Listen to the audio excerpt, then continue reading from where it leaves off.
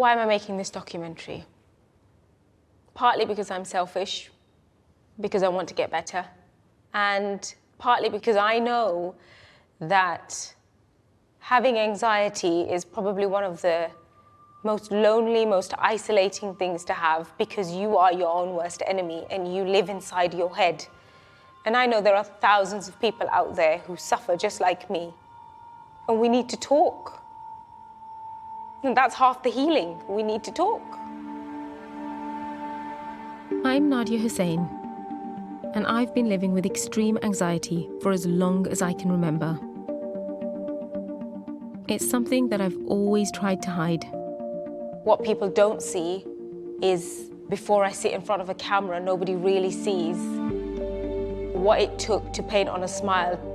And I think that's why people will watch this and be surprised.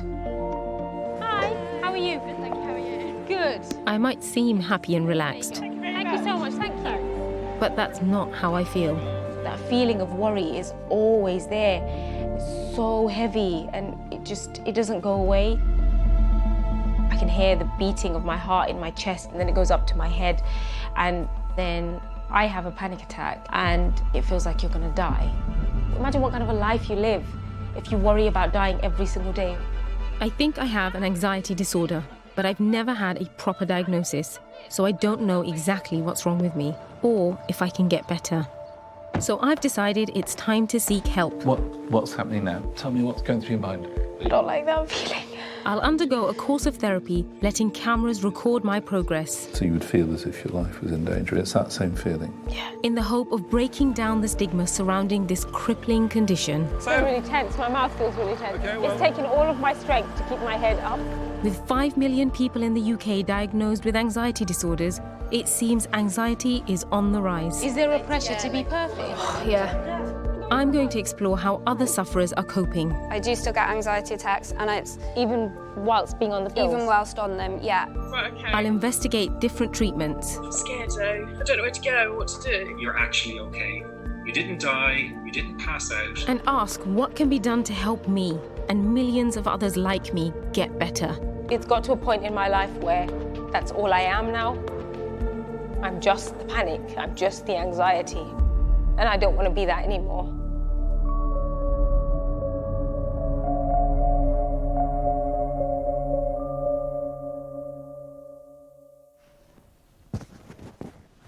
Is that okay? Is that okay? How are you feeling?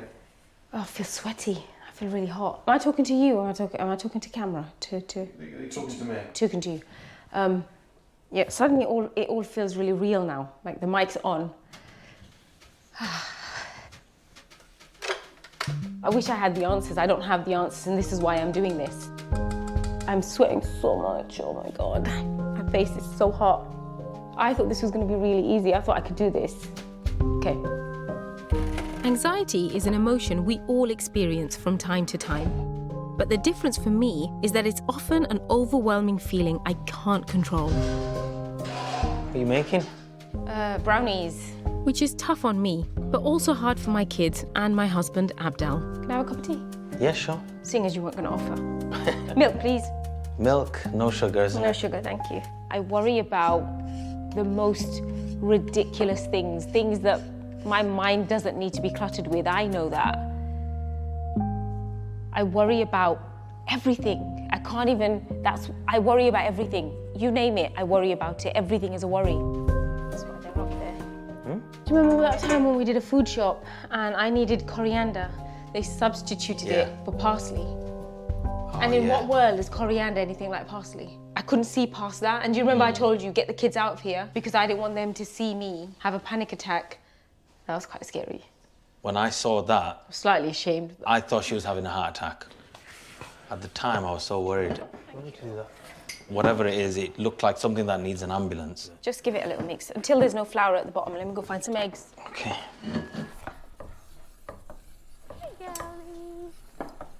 The only time I've actually really tried to work out what my anxiety feels like is when I knew that I had to explain it to my kids. And to me, it's like a monster. Now, some days, it feels like the monster is so big, so huge, that it's in my face and I can't do anything because I can't see past it. It's there screaming and shouting at me, and it's just, I can't do anything. I can't function, I can't move, and I just stay in bed. The only way I've found to stop my anxiety spiraling out of control is to distract myself by keeping busy. I feel less anxious when I have a routine and I know what I'm doing and when I'm doing it. So, can you tell me your routine? Like day to day? Yeah, so go from the very beginning. Okay. I try and start every day exactly the same way. 5:30, just before the sun rises, I'll get up and I'll pray. Once I've prayed, come down, give the kids breakfast, 7 o'clock. After dropping them off to school, I'll go for a 5K walk. And after I've finished my morning routine, I keep my mind busy with my work. For me, cooking's a distraction, baking's a distraction. So I'll cook and bake a lot more than we can physically eat. It's a vicious cycle. I just keep doing it. I keep doing it. When anxiety hits, I like to bake. Let me show you.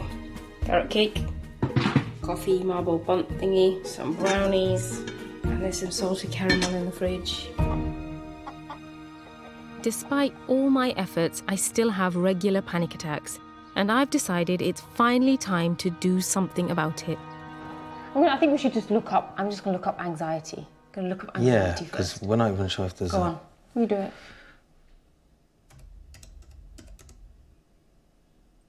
Should we just go to an NHS website then? Let's go to an NHS. That's it.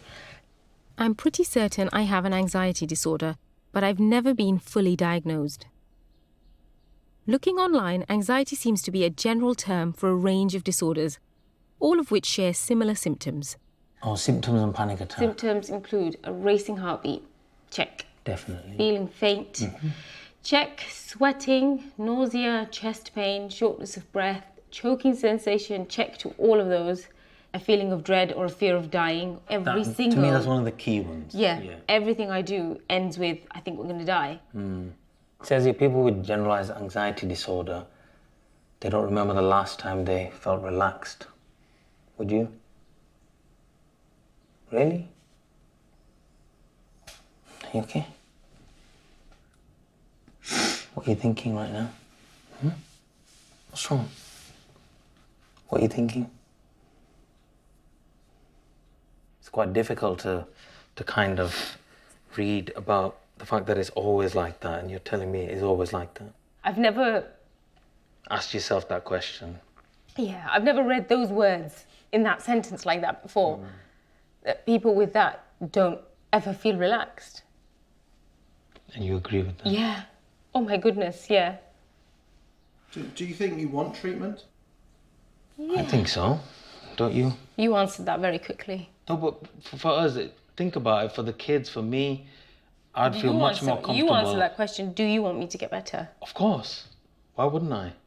You have to take time out to give this a go, isn't it? I have to give it a chance, haven't I? Yeah. I have to give it a chance. Having started looking, I have more questions than answers. Why do people get anxiety disorders? How big a problem is it?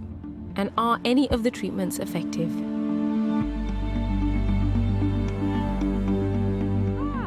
To find out, I'm meeting David Clark from the University of Oxford, the NHS's advisor on improving access to treatment for anxiety disorders. Anxiety disorders don't discriminate between people. Over 25% of us will experience an anxiety disorder at some time in our life. So what is anxiety? Anxiety is an emotion that we all experience when we are in a situation that we think is dangerous and we're not sure whether we can deal with the danger. The problem is, though, if there isn't a real danger, you're in a situation where you think it's dangerous and it's not. And that's when you start to develop anxiety disorders. But anxiety disorders are poorly detected. So if you take the other common mental health problem, depression, and you ask people who've got depression now, has any professional ever spotted it? It's about 70%, which is quite good. But if you take anxiety disorders and you ask the same question, it's only about 20% of people. We know that whether it's people talking more or whether it's always been there, but there is a rise in anxiety. But treatment's improving too. People are beginning to realise that there are psychological therapies that really help, and the more people become aware of that, the more people are willing to talk about it, because it's one thing to talk about something if you think there's nothing can be done about it and you feel ashamed about it. It's very different if you think, well, if I talk about it, I can get good help and I can really overcome it. So the two most effective treatments are medication and also cognitive behaviour therapy, which looks at helping people challenge their negative thoughts about how dangerous situations are, but also change their behaviour when that's maintaining the anxiety.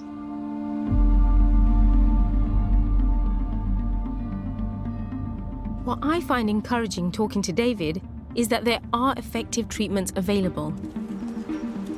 I'm a little wary of medication, so I've decided to start with a course of cognitive behavioural therapy, or CBT. I've been referred by a GP to a specialist in Oxford. I've been nervous for the last few days, and I keep saying to myself, well, maybe you don't have to do it. Maybe you could just like avoid it for another 3 decades, but I can't. Professor Paul Salkowski will be my CBT therapist. In the first session of this structured therapy, Paul wants to assess the extent of my anxiety, so next time we meet, he can give me an exact diagnosis.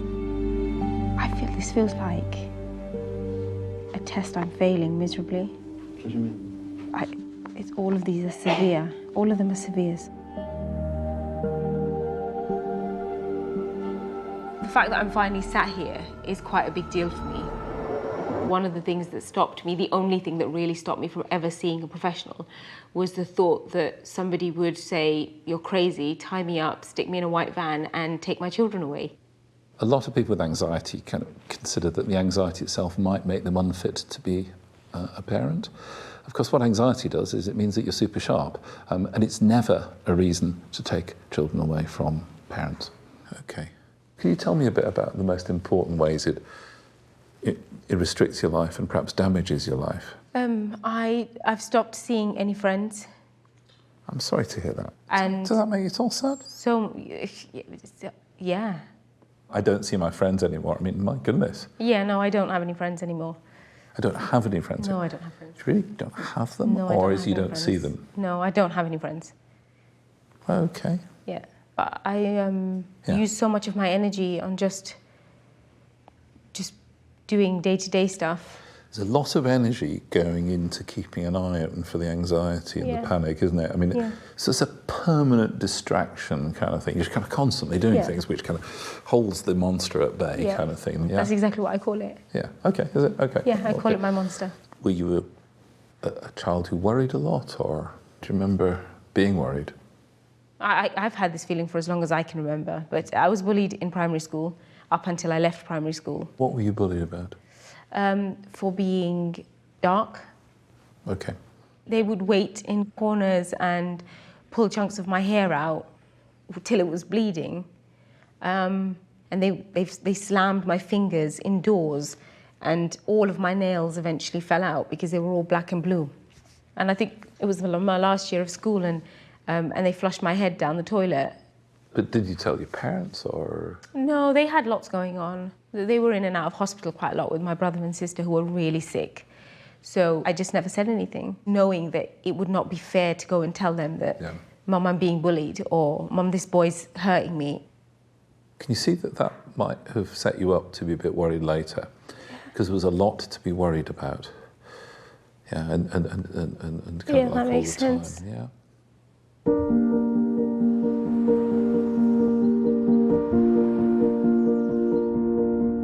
That was hard. It was really hard talking about things that have happened in the past.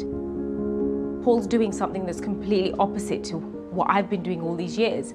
I've tried to kind of suppress it and dig deep and like push it down. He's saying, no, let's talk about it a little bit more. No, let's think about why that happened. And that's something that I haven't done ever. My past is in Luton, where I grew up, and where I started to suffer from anxiety. I'm a first-generation British Bangladeshi, and I lived here until I was 20 with my 5 brothers and sisters. This is your world. This is it, yeah. This is my world. It's changed a little bit since I was here last. My sisters still live in the area. Hi, only me, let me in. Growing up, although they saw how bad my anxiety was, we never really talked about it. Hey! Oh, look at my eyebrows. They're horrendous. What happened to his lip? Top lip? Oh, I just look like cute. I look like a little chocolate drop. Talking in therapy has made me realise that serious health issues in my family could have been one of the triggers for my anxiety as a child. That's Shaq, that's our little brother, and he is only a couple of days old there. When he was born, I spent probably close to 6 months just watching his chest go up and down in the fear that he would just die. Yeah. Both my youngest brother and sister had life-threatening diseases when they were born. Do you remember when I was like 7 or 8 and I'd get really emotional and start crying? Like even if like mum would go out somewhere, really quickly nip out, and we know she's had crosswords with dad, and we're like, oh, she's never gonna come back. I used to take it to the extreme. Yeah, you would be absolutely hysterical, and I used to look at you and I think, why is she doing that? Why is she doing that? Why does she have to be so dramatic? That's the problem with having this. I think about death in a kind of irrational, crazy, all the time kind of... I remember saying to myself, if I didn't repeat everybody's names before I fell asleep, everyone would die. Whoever's name I didn't repeat... That's a lot of pressure. How do you... What I used to do is I used to have my fingers and I used to say, Mom, Dad, Didi. I used to say Rumi. I said, Mom, That's Dad. what you were doing at night. Did you ever see that? This is me. This was me. I used to do I would always watch you do that. I'm like, why does she do that? Yeah, and it's become a habit now. Even now listening to you and I'm telling me in my head, I'm saying, well, some things you can't help, like life and death. That's not in our control. Why worry about it so much? I can't help it though. Yeah, I know. This is it. There's a voice in your head. I can't help it. And that, to me, is like, wow, there's a voice in your head. Yeah. What does a voice in your head sound like? It tells you that you're not good enough. It tells you that you're inadequate. It tells you that you're a bad mother. It tells you that you're the worst sister in the world. It tells you that you're the most disappointing daughter that ever lived. It tells you that you're an inadequate wife. It tells you that you are not good enough. So if I told you, Nadia, you are the best sister in the world, forget about these two. Yeah? You're the best sister in the world, yeah? You are everything that I could ever ask for in a sister. Is that not good enough? I'd say you're lying, or you're just saying it. Or I'd just say you're just saying it to make me happy. Yeah. The thing is, because of my anxiety, I don't appreciate that I can't appreciate the fact that I've got beautiful children, an amazing husband, a wonderful family. Yeah. Sometimes I don't see it. I think as her older sister, I didn't realise how deep it actually is. The details in that, when she was telling me about how she used to count down and names and things like that, that blew my mind. I thought, really? She actually does that? How does one get through the day?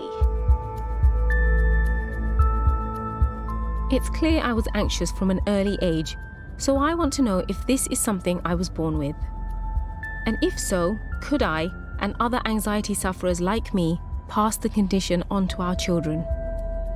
I'm afraid I've got 3 kids and I'm scared that they'll have it. One of them will have it, or all of them will have it. You know, I hope it isn't genetic. I don't want it to be genetic.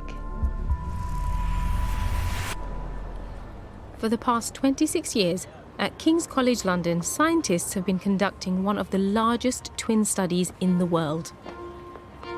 Using cutting-edge research carried out on 15,000 pairs of twins, they've been investigating the complex relationship between nature and nurture. Rosa and her sister Margie have been part of the study since it began. So this is where they do all the studies. So in this research centre, this is where the twin study is based, as well as a lot of other studies. As well as being a participant, Rosa now works on the study, conducting groundbreaking research into the role of genetics and environment on anxiety disorders.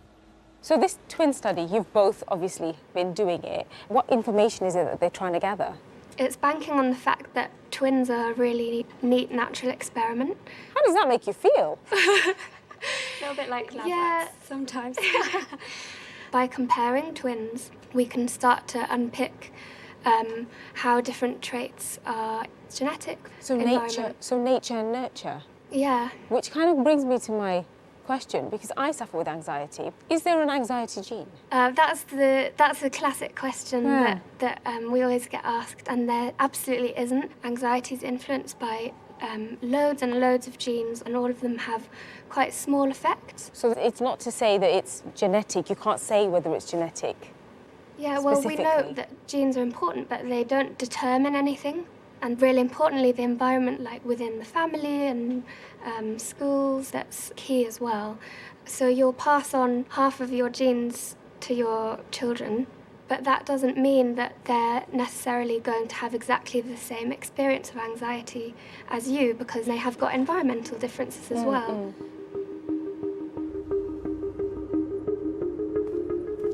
I've come away feeling quite good today because there's no one out there saying to me that actually I can pass it on to my kids. But what I am hearing is that my environment, the nurture part, is the bit that I can control. And that's the bit that makes me happy, because actually I'm going to do everything in my power for my kids not to get it. It seems to me one of the best ways to do that is to treat my anxiety so it stops having such an impact on our lives. Today, Paul will be giving me a diagnosis of exactly what type of anxiety disorder I have before starting my treatment. In the last session, what we picked up was very clearly Nadia has high levels of anxiety. At the forefront of this is the occurrence of panic attacks.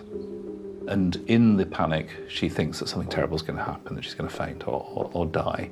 I'm keen to focus on that. I want to know what I have, but is it as clear-cut as that? So I think central to it is anxiety, and panic attack is the most obvious sort of manifestation of that. And that would meet the label of panic disorder. So you've got panic disorder. And the bit that I'm not sure about is whether or not you actually have post-traumatic stress disorder, because some of the things you described clearly haunt you. The good news is that panic is just about the easiest one to treat. So you can actually get rid of it? You can get rid of it. The research shows that 80% of people will be completely free of panic. So you're saying that I could not have panic, but I could just be anxious like any other person? Be free of panic, yeah. Okay. Now, when you have a panic attack, what do you do? Well, I know when I'm breathing really fast and rapid, I know that that's not how I'm supposed to breathe, so the first thing I do is try and control it. So I will in through the nose, out through the mouth. Show me how you do that. What's happening with you? Keep doing it.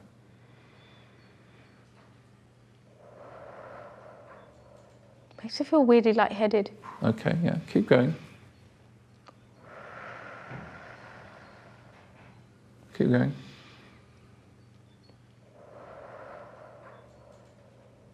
And I feel a bit sick, sorry. Okay, that's fine. What else is happening to you at the So moment? my heart feels like it's racing. Okay. But is this supposed to be helping? No, it's not supposed to be helping. I'm just picking up what you said you normally did in a panic. This is what I would do. This is what you would do, and it's making you feel worse, okay. At a time when you felt very excited, let's say when you got married, you remember that feeling of excitement, that feeling of intense excitement, yes. Right? How does it affect you physically when you're intensely excited? Almost quite similar to when I'm having a panic attack. Almost, or actually Probably, physically? Yeah. Well, I don't feel like I'm dying then. No, you don't. What's the difference? The feeling's the same. The feeling's the same. The only thing that's different is what it means to you. Yeah, right. And if you think it means that you're dying, hey, guess what? You feel anxious. If you think it means that this is the best day of your life, you're full of joy, yeah? If that's the case, then when you have a panic attack, if you can be sure that nothing bad is going to happen, then what would that do to the anxiety? I could stop it in its tracks. Yeah, well, I think it wouldn't happen in the first place. It wouldn't happen, Yeah. We'll probably take a break at this point. I think we're not quite done, but I think this would be a good time to take a break. Yeah, you know, every time I have a panic attack and you say in through the nose, out through the mouth, and we breathe lovely and deep back out, you know, that makes it worse. Because that's like you're almost feeding it, and I literally was on the edge. You know, like when I'm on the edge of an attack. One of the things I was looking for as an activity that we could do to actually confront the fear. I'm really excited. It's not about controlling breathing, it's about discovering that the thing she's afraid of, the fear is unjustified, essentially. Okay, go get the kids. Okay, see you later. So what I'm keen to do is to try to, again, actually now take it to where she might feel panicky and confront it.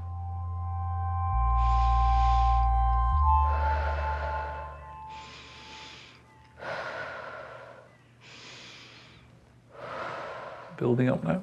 Okay, do it a bit more. It's quite predictable, interestingly, that it'll be the same kind of thing going on. Yeah. You got the heart going fast yet? Okay. I don't feeling. Sorry? What's happening now? Tell me what's going through your mind. I don't like that feeling. Of course you don't. Nobody likes that feeling in this context, yeah? What's going through your mind, apart from not liking the feeling? I'm just wondering if it brings back any memories. It reminds me of that moment when...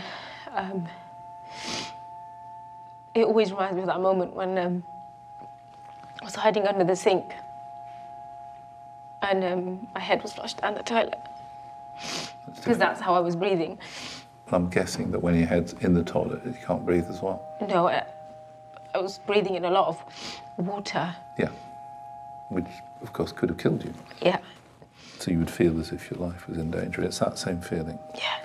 So although you're not actually thinking you're going to die, it's reminding you of a time when you thought you were going to die. Yeah. Is that right? It's really important to remember that that was then and this is now, right? Yep. That what happened then is not ever going to happen to you again. No. And I think there's a little bit of an echo of that coming through in panics as well, because of that difficulty breathing. How's the physical feelings now? I feel fine. It's fine, okay. I still have that memory of the water going up my nose and feeling like if they don't pull me up now, I am going to drown with my head in this toilet. Knowing that I'm breathing in water and urine and all of that.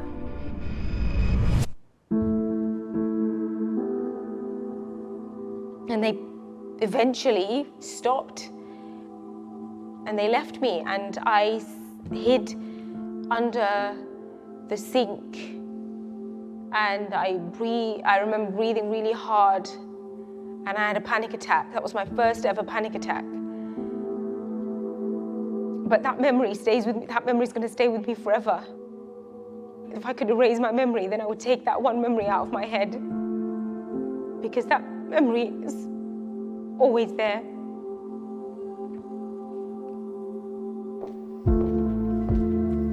It's become evident that there's two problems. They're separate but interlinked. Frequent panic attacks, which amount to panic disorder, but also the bullying trauma. The idea is the next session will actually get control of the panic so that she can then more effectively then deal with the traumatic stuff, the flashbacks and re-experiencing she's got.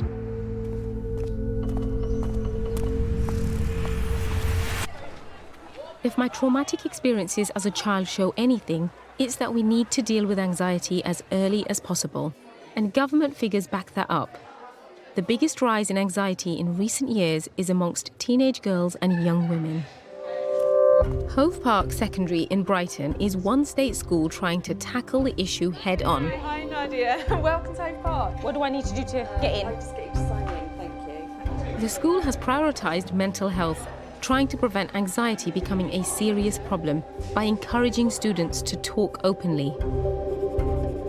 Teachers are trained to spot the early signs of anxiety, and pupils have access to dedicated therapy rooms and counsellors. What kind of stuff makes you need to come in here? Well, maybe if I'm getting wound up about something, maybe some work might be a bit hard, I get a bit wound up about it, and then I'll just come up and just chill, and then maybe we could do the work, go back to lesson. Okay.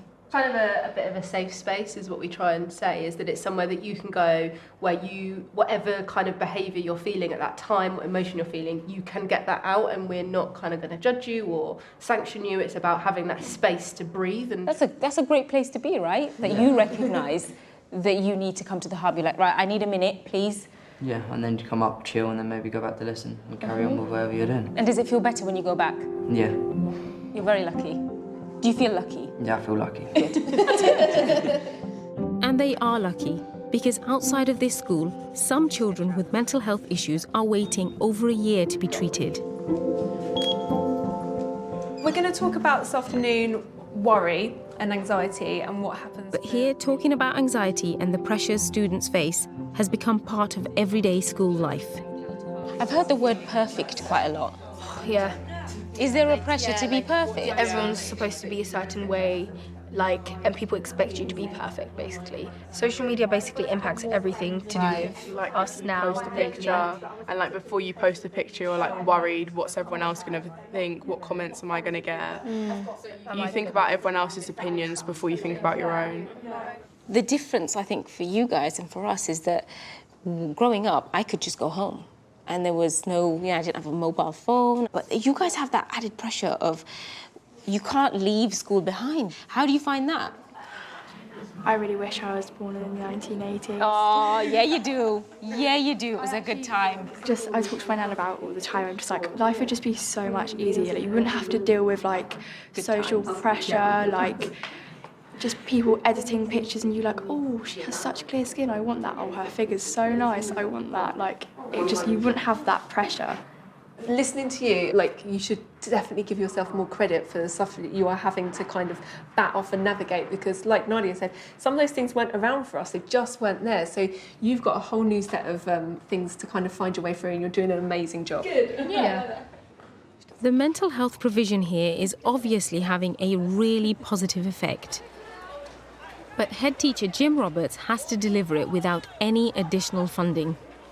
We've had to prioritise, we've had to make some tough decisions about things that we're going to resource and things that we're not going to resource. As a head teacher, you decide where your priorities are, you decide the culture and ethos you want in your school, and you have the autonomy to make that happen. And that's what I wanted for this school. I know that if this service was available for me when I was a teenager, I can guarantee that I would have used it, and I know that I would have said something, and I know how much it would have helped me going into adulthood. This is hope, right? Yeah. The level of care given to these pupils means they stand a better chance of avoiding the kind of anxiety I've suffered from since I was at school. But the experience of being at Hove Park has also made me realise how deep-rooted my condition is. So I've decided to investigate the other recommended treatment, medication. But I'm cautious because I've tried it once before. When I was 26, I had my daughter and I went to the doctors and I was given medication for depression, and with very little explanation as to what the medication was for, how I would feel, and just what to do going forward. So I had the medication for 2 weeks and that was it for me. I just decided that I can't deal with having no emotions whatsoever. But now I'm almost considering it. I've been looking online for other people's experiences of taking anxiety medication, and I found blogger and journalist Laura Bartley, who also has panic disorder, like me. Laura lives in a rural part of Wales. She's been on an NHS waiting list for CBT therapy for 14 months, and last year she turned to medication. What are you on at the moment? So that's the serotonin. Yeah, the SSRI, yeah. There are a number of different types of medication used to treat anxiety, and the most popular are the type Laura is now taking, antidepressants called SSRIs, or selective serotonin reuptake inhibitors. Serotonin. So you hear that word to me that says happy, right? That's serotonin, chocolate. When you took the medication, was it as easy as, right, I'm having this medication, I feel better already? How did your body take to it? Because mine didn't like it. No, it was not easy at all. Everyone reacts to it so differently, and everyone has different side effects. What were the side effects? Horrendous side effects. For the first 2 weeks, I felt constantly sick, and my anxiety was just at a level that I haven't experienced it for a long time. It was just relentless worrying from the second I woke up to the second I went to sleep. At what point did you think, oh, hold on a second, I'm not feeling sick anymore? It was about a month. Really? Yeah, gradually I was realising that I wasn't finding things as difficult as I found them before. Do you think the medication was the big turning point for you? It has been a big turning point. Nothing seems so extreme anymore. There's no extreme anxiety, no extreme panics. But I do still get panic attacks. I do still get anxiety attacks, and it's even whilst being on the pills? Even whilst on them, yeah. So I'd say they're definitely not. It hasn't cured me. It's not like a fix. But you found something that works for you. Yeah. It wasn't easy. No, but you're in a better place. Yeah, definitely. Yeah. In a much better place now. Speaking with Laura has made me realise that I didn't know enough to make an informed decision when I was first prescribed antidepressants 8 years ago. So I'm going to see local psychiatrist Dr. Mirza Mohammed to get some professional advice about anxiety medication. Do you know what SSRIs mean? No. Basically what they do is they prevent the breakdown of serotonin in our brain, Right. which is a very important neurochemical, and it is associated with our mood, our motivation, our feelings of happiness, and that's how people tend to sort of get some improvement in their symptoms. I was given medication for depression when I was 26, and I took it for 2 weeks, and actually without the doctor's advice I just came off them. So I mean, the Will wording... they explain to you that, those drugs are also licensed to be used for anxiety? Were they explained to me? No, absolutely not. I mean, a lot of these problems could be solved if patients had an extra couple of minutes at their GPs where they can actually say, oh, you know what, this is what I'm worried about. Can I speak about this? And the GP had enough time. Yeah, I think that's where I think a lot of resources are required so that, these things, if they're better explained, but they take time. Yeah, but I mean, I think if a doctor doesn't communicate what that medication's for, then, a patient certainly isn't going to be brave enough to ask the question, because when you're in a situation where you're already vulnerable, surely that's just adding to the problem as opposed to... Again, I think if I want to go through each and every important side effect and go through a consent form, that might take me, 15 minutes in a consultation rather than 5 minutes. Yeah. It's clear medication can play an important role in managing anxiety, but I'm still looking for a long-term solution. And since I'm only 3 sessions into my therapy, I want to give CBT a real chance. I think you're kind of constantly doing things which kind of holds the monster at bay, kind of thing, the monster being the panics. Having identified the root cause of my anxiety, Paul wants to put that to one side for now and concentrate on controlling my panic attacks. If I don't keep busy, I give it room to bubble over. He's asked me to listen back to our previous session so I can think about the things I do to control my anxiety. It's made me realise that plans and routines dominate every part of my life. I mean, even when I do my laundry, once I've done it, everything is in colour order. So I've got black, white, cream, grey, red, orange, yellow, green, blue, pink. There's no other way. But for me, there's something about having everything in colour order. That's like the clarity makes me feel so good.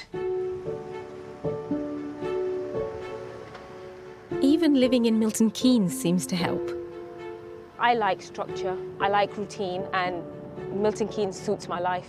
It suits the way I live. It kind of gives me that structure, that order A to B. If you look at Milton Keynes as a whole, it's like a grid system, and there's something very satisfying about those grids. There's no like curly-whirly lines anywhere. It suits me because I know exactly where I'm going from point A to point B. And everything takes 9 minutes. And I love roundabouts. I think they're great. There's no traffic anywhere, ever. Nadia's constantly trying to keep her anxiety in check by obsessively following routines, trying to keep herself occupied at all times. And we'll be exploring today how these safety-seeking behaviours can actually keep the anxiety going, even though it appears that they're keeping it down. I'm feeling quite anxious today. I just don't know what's gonna. I don't know what to expect from each session. Like, I like plans. I like to know exactly what's happening. So first time I'm doing anything where I don't have a plan, it's just kind of like, this is what we're doing, and that's scary for me. I'm really, really keen to try and get you to introduce an element of randomness in your life. Okay. I'm not saying, Nadia, stop planning things, but I'm saying, Nadia, stop planning everything to within an inch of its life. I can, but I'm scared that I can't. Okay, but what I'm saying is this is all part of the control makes me feel less anxious, whereas in fact I think it's controlling you. Your anxiety bullies you into, you must do it in that way, you've always got to know where you are, you've always got to know what's happening next and so on. And somebody thinks, you've got to do that. If you don't do that, then I'm going to get you. Yeah, it's the voice in my head. Okay, so if you wanted to deal with the panic, what might you need to do? Face a panic attack. Strangely enough, I've come to the same conclusion. Yeah. I was thinking that we should go looking for situations which make you feel panicky. Can you think of a situation, I'll do anything, but I can't do that? When I have to get on a train, that's quite frightening, that's quite scary. Just the thought of going on a train on my own makes me feel sick. Okay, so now we're going to go and be impulsive on the train. We're not, are we? Are we actually going to go on a train? Yes, that was the idea. What now? Yeah, that was the idea.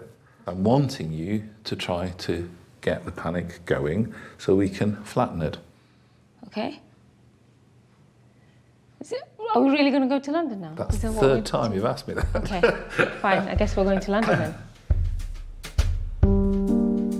I hope he's got a plan. Because I don't.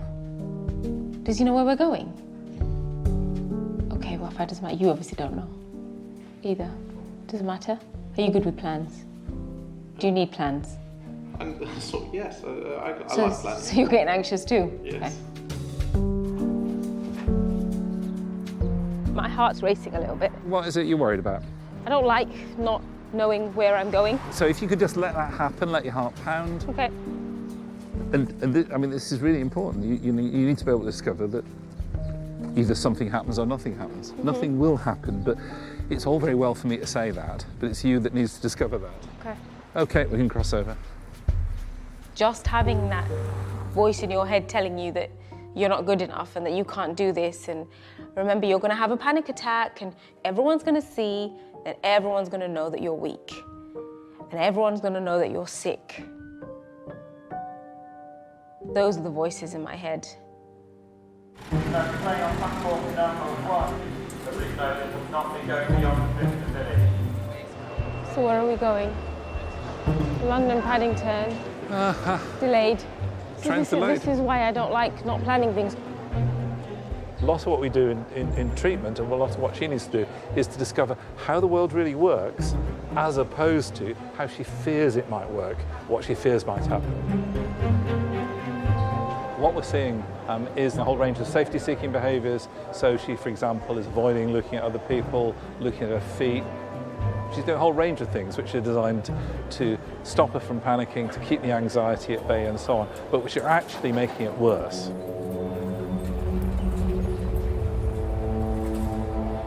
The hope is to get her not to do those things and then see that her anxiety will actually begin to diminish.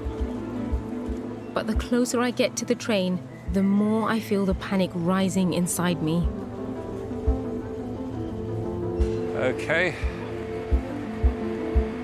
I feel really tense. My mouth feels really tense. Okay, well, yeah, relax. But it's okay to be tense. But you know, it's unnecessary. You know, it's unnecessary. Like the looking down is unnecessary. It's almost like you're repeatedly telling yourself, "I'm an anxious person." You know, and you know what? You absolutely don't have to be. No. And so some of it is about you're just not going to give in to the anxiety. Say, look down.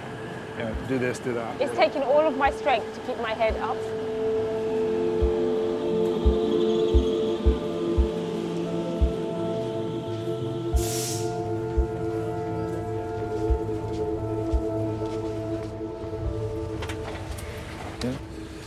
Yep. I'm okay, thank you.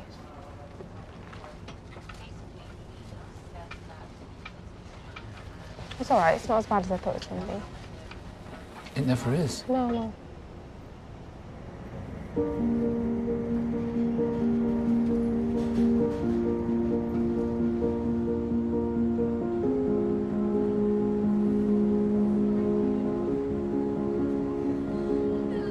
Here you are, headed to London, and?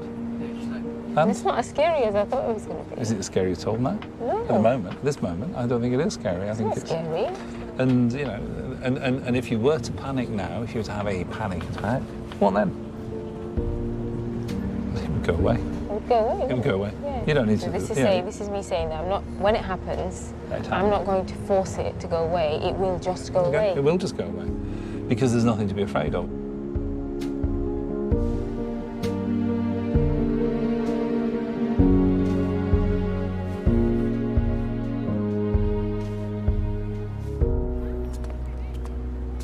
This is unfamiliar for me. This is not something I do. I was not expecting to be here today, and here No. I am. You know for sure you can do it. Now I know I can Yeah, do it. yeah. I mean, we've still got a bit of work to do. Yeah. Guys, let me show you. Look look. I came to Trafalgar Square. Woohoo! And look, I'm not dead. I'm not dead or anything. Yay! Woohoo! Today has been life-changing. I've done things I never thought possible, and I'm starting to realize just how valuable this treatment is. But I'm also aware I'm incredibly lucky because there are lots of sufferers who are undiagnosed or not getting professional treatment. What if I can't do it? I'm getting like cold sweats. Right, okay. So what I would say to you is you're going to have to expect that the anxiety is going to manifest. But the difference is, as you've been learning... I've been looking online at what else is out there for anxiety sufferers. Oh, God, what am I doing? What you're doing is great. I mean, it's definitely, I've come away from the NHS website a little bit, and there's lots of stuff online, these self-help groups, and there's this thing I've come across run by this guy called Barry, and it's like this community of people who, like a live stream thing where you can go off and you could do something and like kind of push yourself, but you've always constantly got a community of people who talk to you and encourage you. See, I'm getting like flashes of panic. I'm scared though. I don't know where to go or what to do. You're actually okay. You didn't die, you didn't pass out. None of those horrible things you thought would happen, happened. And you're proving that to yourself right now by standing there in the shop. Barry, a former anxiety sufferer, is one of a number of people running online self-help groups, offering an alternative to NHS therapy for a price. Are you trained in any way? Everything I write and everything comes from my own personal experience. So it's very much about my personal experience of how I overcame my anxiety. And then I'm connecting people with other people who are using that same approach, trying to build up this peer-to-peer environment where people with anxiety can connect with each other, working together and supporting and inspiring each other. I mean, how many subscribers? How big is your community? We have about 250,000 people who we communicate to over social media and through our emails. And it's growing all the time. As I said earlier, anxiety is this problem and people are becoming more aware of it. And so they're searching out solutions online. I mean, I know that there's a struggle. It's not that easy to get access to CBT. But why do you think people are turning to this form of therapy, I suppose? There's still the stigma of going to a therapist and having that help. People are afraid of doing that. And there's also, some people are afraid to talk to their doctor about it even. So going online, doing some research, finding these communities is a great way or great introduction for people into that world. You can absolutely... Whilst I'm unsure if online communities like this are as beneficial as NHS therapy, what is valuable is that they encourage people to open up and realise that they are not alone. I always talk about how important it is to share and to talk, and that is part of the healing. I hope that people see that actually it's not that scary, and you know, who knows, even if just one person picks up the phone to their GP and says, do you know what, I'm going to call my GP, because if average Nadia can do that, then so can I.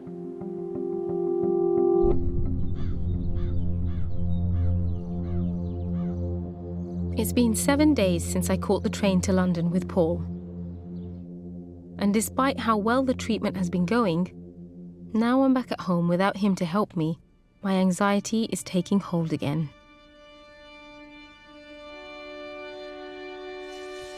It's one of those things where I think the doctor asked her to just all of a sudden go to London by herself, the underground. She did it, she called us, we were really proud of her. So, you know, it was like a really good moment, high moment. And then literally a day or two later, something else, life threw another problem, and she couldn't cope with it. And I think that really dropped her from a high to a very low. She was crying in a corner at one point, and she would not kind of get herself up, and I think she feels quite dejected now, as in, it's not going to work. I'm not going to find a cure, because she felt so good, and then literally a day or two later, she felt really bad. And I think that's really worrying her. What can I do? I mean, if you think about it, what do I do? I'm just there, isn't it? But as an aid to you, I don't know how to help you. I don't know how to help me either. Because sometimes I've seen, rather than facing the problem, you'll cook for 2 weeks ahead. Yeah. You clean everything that's available to clean. You'll iron everything. Reorganize everything. And I'm always coming to you and say, can I do that? But those things help me to be distracted, and they help me to kind of function as normally as possible. You're kind of hiding from it. Yeah. I think maybe you need to let go of control. Not letting me just do it, but just accepting the consequences of letting me do it. Like that time I accidentally burnt your top with the iron.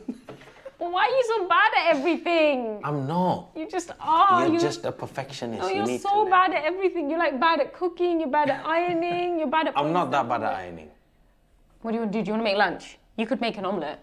I'm not going to even tell you. Oh my God, see, I did it. Yeah. Whoa, I'm not going to say anything. Okay, go. Do whatever you want. All right, I'm doing it. Yeah? I have never sat here and watched you do anything there. Go This is for your it. time now. Oh Lord, this is going to be painful.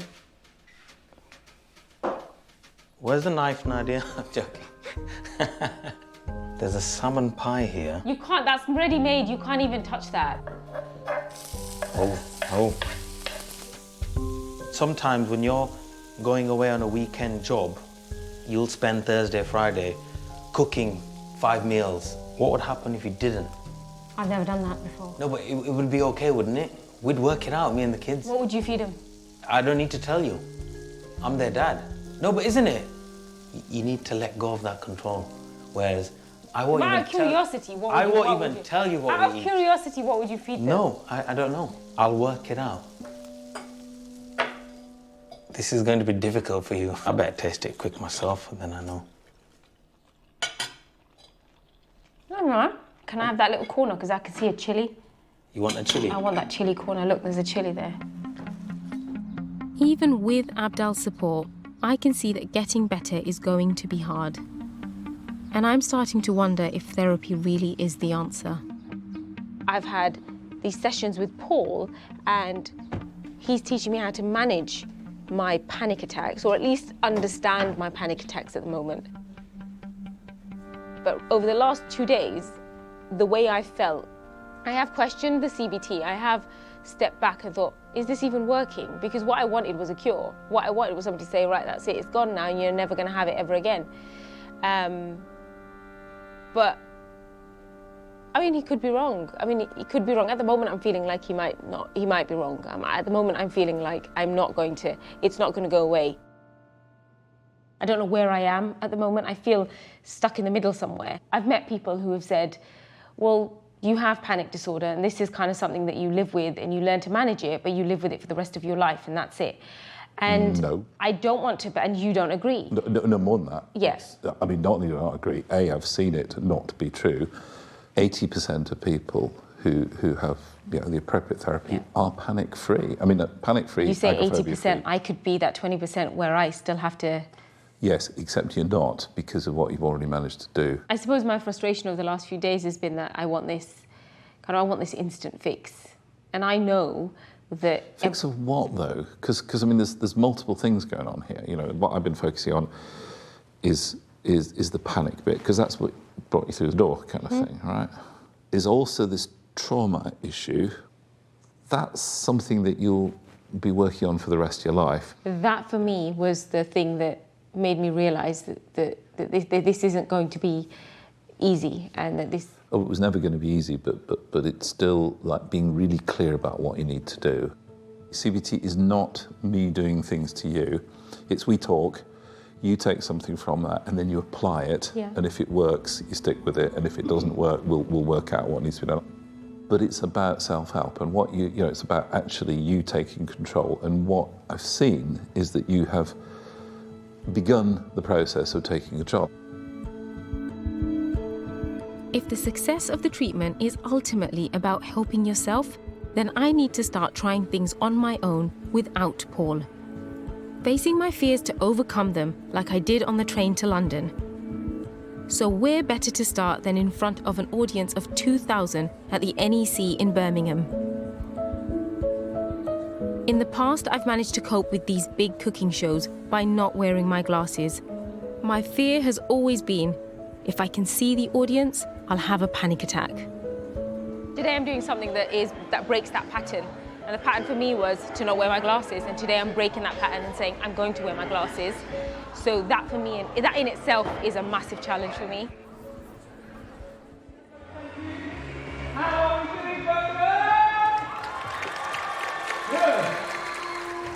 I can't see their faces, but I know as soon as I put my glasses on.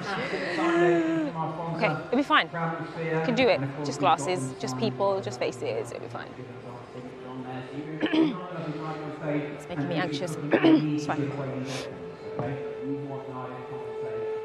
In front of your very eyes, please put your hands together. Massive round of applause for Nadia Hussain!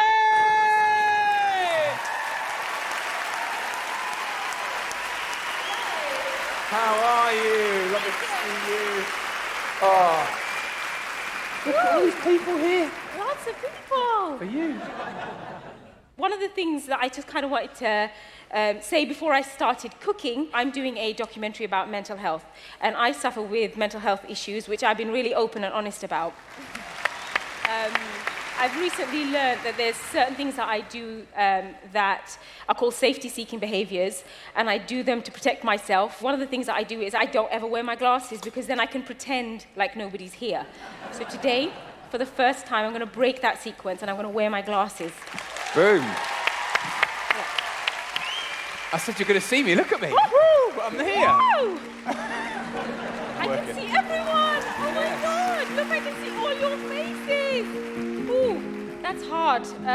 You guys are good-looking people. Let's just crack on. I think we should just cook. Indeed, yeah. Yes. What are you going to be cooking for us? Because I know you've got a couple of dishes. I came into this thinking that I wanted a cure. I wanted to be fixed. I know now that it's not a cure I'm looking for. I have to find, it's not a cure because it's not that kind of illness. I have to find a way of managing, and you have to find a way of living like this, but without all the things that make me sad. I know my treatment isn't finished, and I know I've got a long way to go, but I feel ready for it.